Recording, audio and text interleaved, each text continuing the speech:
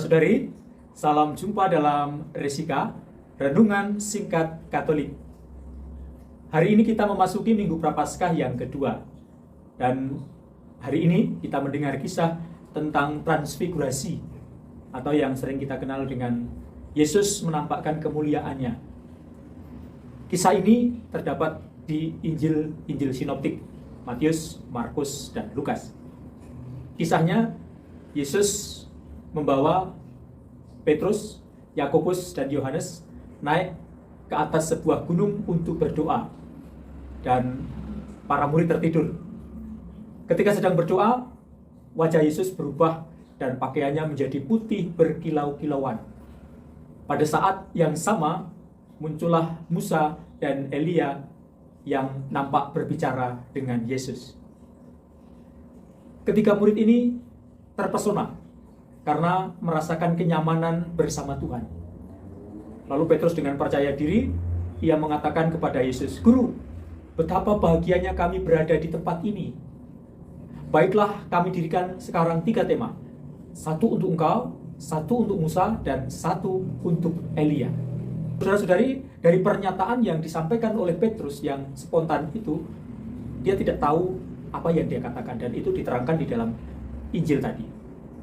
Mungkin apakah ini efek dari bangun tidur, kesadaran yang belum sempurna, sehingga keputusan yang spontan yang ia lontarkan untuk membangun kemah ini sungguh benar-benar jauh dari apa yang dikehendaki Tuhan.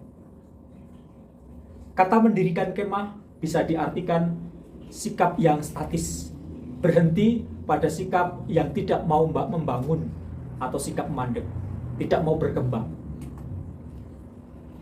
Dan ini kiranya menjadi kecenderungan kita, yakni bahwa kita ingin membangun dalam tanda petik kemah permanen. Kemudian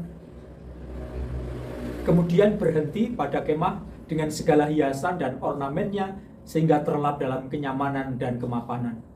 Ketagihan untuk tinggal di dalam kemah yang kita bangun sendiri dan malas keluar dari kemah karena akan menghadapi berbagai persoalan atau masalah-masalah konkret dalam kehidupan kita. Melalui sejarah gereja kita diingatkan bahwa gereja bisa berkembang, bisa bertahan, bukan karena situasi mapan. Ingat, darah para martir yang tercurah akibat mereka mempertahankan imannya, inilah yang membuat gereja menjadi subur, iman menjadi subur. Dan seringkali gereja mengalami kerapuhan, bukan karena pertama-tama adanya musuh yang berasal dari luar, tapi justru karena orang-orang yang ada di dalamnya yang sudah merasa mapan, acuh tak acuh, dan tidak bergerak untuk berbuat hal yang dinamis. Situasi ini bisa memabukkan sehingga secara mental kita tertidur. Mari kita belajar dari iman Abraham yang dituangkan dalam bacaan yang pertama. Seperti api memurnikan emas, Allah memurnikan iman Abraham lewat situasi yang sulit. Kalau kita membaca kisah Abraham, kita akan mendapatkan bagaimana bahwa Abraham mengalami begitu banyak kesulitan. Dia harus pergi dari tanah kelahirannya untuk merantau ke sebuah tempat yang sama sekali belum dia ketahui. Dia harus meninggalkan kemapanan, dia harus menyesuaikan diri, dia harus mengorbankan banyak hal, termasuk ketika Tuhan meminta anaknya untuk dikorbankan. Tetapi karena iman dan kepercayaan Abraham, karena ketaatan Abraham, berkat bagi Abraham sangat berlimpah.